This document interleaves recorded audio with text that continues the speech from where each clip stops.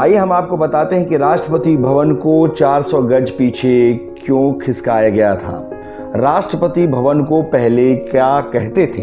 इन तमाम बातों पर आज हम चर्चा करेंगे।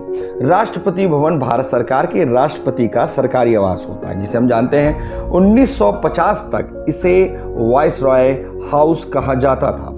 तब यह तत्कालीन भारत के गवर्नर जनरल का आवास हुआ करता था। यह नई दिल्ली के जो हृदय स्थल है वहाँ स्थित है। इसमें जो है 340 कक्ष हैं और विश्व में किसी भी राष्ट्राध्यक्ष के आवास से यह बड़ा है। वर्तमान भारत के राष्ट्रपति उन कक्षों में नहीं रहते हैं जहां वायसराय रहते थे, बल्कि वे अतिथि कक्ष में रहते हैं। इसके पीछे भी एक कहानी है। भारत के प्रथम भारतीय गवर्नर जनरल श्री राजगोपालाचार्य को यहाँ बड़ा वो लगता था, क्योंकि बड़े सादगीपूर्ण थे, उनको ये सब आडंबर लगता था। उसके बाद उन्होंने अतिथि कक्ष में रहना उचित समझा। इसके उपरांत सभी राष्ट्रपतियों ने इस परंपरा का निर्वहन किया। यहाँ राष्ट्रपति आगंतुकों से मिलते हैं।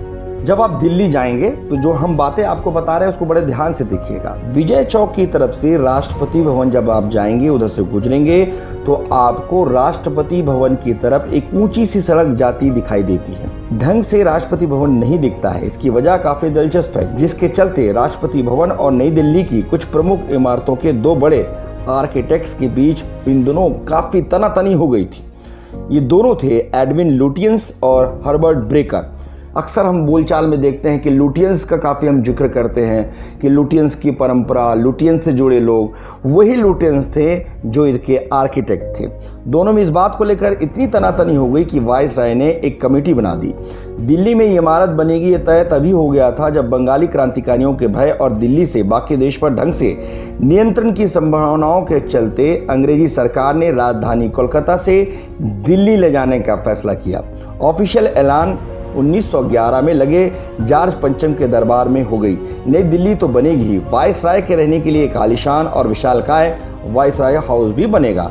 इसके पहले किंग्सवे कैंप का इलाका चुना गया। यह फैसला उन दिनों वायसराय लॉर्ड हेडिंग और उनके करीबी अधिकारियों ने लिया था। लेकिन जब 1912 में लंदन के मशहूर आर्किटेक्ट एडविन लुटियंस को इसकी जिम्मेदारी मिली, तो उन्होंने बाढ़ की संभावनाओं के चलते इस लोकेशन को खारिज कर दिया। क्योंकि यमुना यहाँ से काफ़ी पास थी, वह किसी पहाड़ी या ऊंचे इलाके की तलाश में थे ताकि वायसराय हाउस विशाल और भव्य तो लगे ही और दूर से भी दिखाई दे और बाढ़ जैसी जो दिक्कत है उससे उसको सामना ना करना पड़े।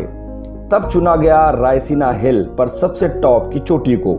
साथ ही आर्किटेक्ट हर्बर्ट ब्रेकर को काम दिया गया था राष्ट्रपति भवन से पहले सचिवालय की दोनों बिल्डिंगों को बनाने का, जिन्हें हम नॉर्थ ब्लॉक और साउथ ब्लॉक के नाम से जानते हैं। बेकर ने तय किया कि मुख्य भवन 400 गज पीछे होना चाहिए और बिना लुटियंस को जानकारी दिए उसने वायसराय को बिराजी कर लिया। ये दोनों इमारतों और बीच की सड़क के हाई पॉइंट पर होने के चलते राष्ट्रपति भवन छिप गया।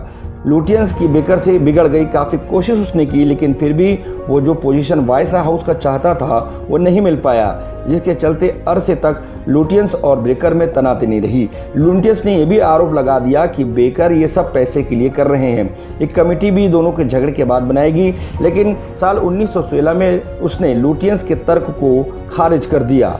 तो ये थी राष्ट्रपति भवन से जुड़ी बातें। अगर आपको हमारा वीडियो अच्छा लगा तो फेसबुक पेज पर लाइक करें और यूट्यूब पर सब्सक्राइब करें।